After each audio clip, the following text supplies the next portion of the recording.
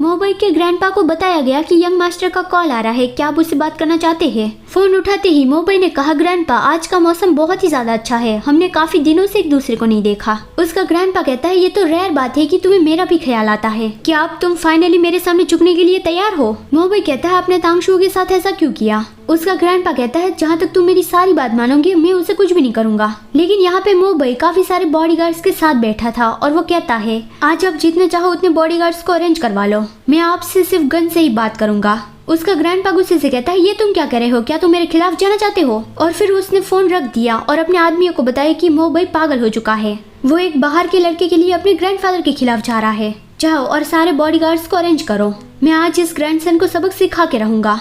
लेकिन यहाँ पे मोबाइल ने भी पक्का फैसला कर ही लिया है कि तांगशू चाहे इसकी कीमत कुछ भी हो, मैं तुम्हें प्रोटेक्ट करूंगा। उसने भी गन उठाई और अपने गार्ड्स को कहा कि चलो चलते हैं। और यहाँ दूसरी ओर गुयानशन ने अब तांग फैमिली की कंपनी में इन्वेस्ट किया है और वो सारा मामला जो युआनफेंग संभाल रहा है, तो फिर वो उस कंपनी में आता रहता है और पूरी कंपनी में तांग लुनशुआन और जो युआनफेंग के रिलेशनशिप के बारे में सबको पता चल गया है। और सब लोग जो युआनफेंग की तारीफ भी करते हैं कि अगर वो नहीं होते तो हमारी कंपनी डूब चुकी होती। जो युआनफेंग अंदर ऑफिस में गया और कहा कि अंकल मैं वापस आ गया। मिस्टर तांग कहते हैं, क्या ये तुम्हारी ऑफिस है जो तुम हर वक्त यहाँ पे आते रहते हो। जो युआनफेंग कहता है, ये तो मेरा घर है। मिस्टर तांग कहते हैं, घर किसे कह रहे हो, बकवास करना बंद करो। मिस्टर गु ने हमारी हेल्प की इसलिए मैं शुक्रगुजार हूँ, लेकिन इसका मतलब ये नहीं कि हमने हमारी कंपनी तुम्हें बेच दी है।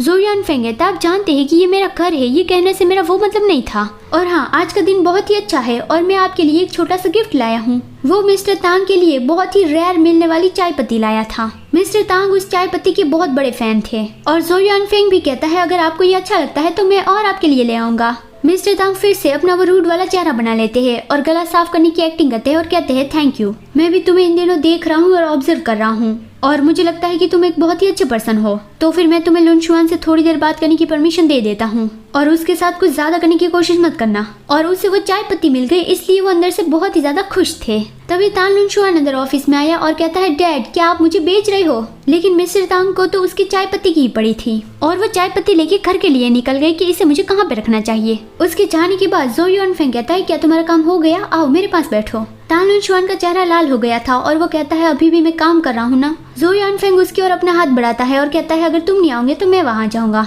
तांग लुनशुआन कहता है, हाँ ठीक है मैं आ रहा हूँ। जैसे वो उसके पास गया, जो युआनफेंग ने उसका हाथ पकड़ा और खींचकर अपनी गोद में बिठा लिया। तांग लुनशुआन चौंक गया और वो कहता है, युआनफेंग ये तुम क्या कर रहे हो। जो युआनफेंग उसका चिन पकड़ता है और कहता है, अभी मैं तुम्हें प्रपोज कर रहा था, ऐसा तो मान लो। तांग लुनशुआन कहता है, क्या उसे तुम प्रपोजल कहते हो, बस थोड़ी सी चाय पत्ती से मुझे प्रपोज करना चाहते हो। जो युआनफेंग कहता है, तुम्हें क्या चाहिए, मैं तुम्हें वो सब कुछ दे सकता हूँ।